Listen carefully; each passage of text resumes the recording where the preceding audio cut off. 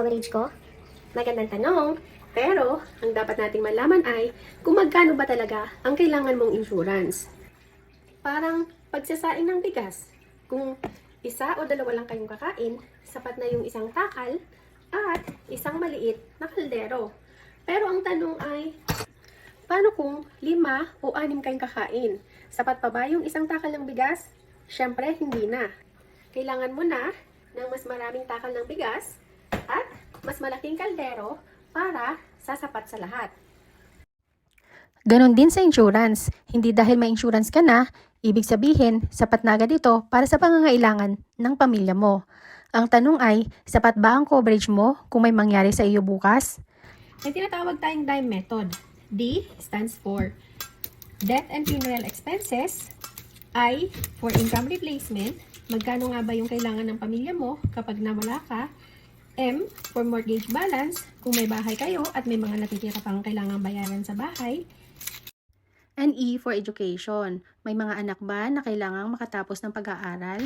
Kagaya ng pagsasaing, kailangan alam natin kung ilan ang kakain para malaman natin kung ilang takal ng bigas ang kailangan natin kainin.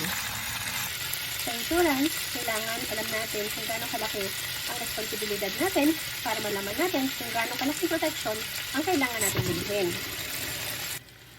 Kaya kung gusto mong malaman kung sapat pa ba ang insurance na meron ka para sa pamilya mo o kailangan itong dagdagan, message mo lang ako at alamin natin kung magkano pa ang kailangan mo. Kaya kung ikaw yung isa sa mga nagsasabi na may insurance na ako o kung pwede ko bang dagdagan ang insurance coverage ko, ang sagot ay depende sa pangangailangan ng pamilya mo dahil ang insurance ay hindi tungkol sa paramihan ng coverage.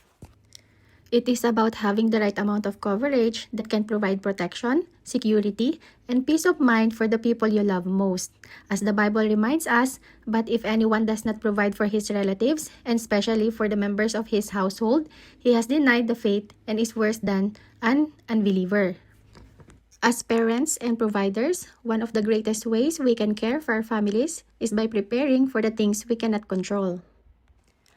Protecting your family is one of the greatest expressions of love, responsibility, and stewardship.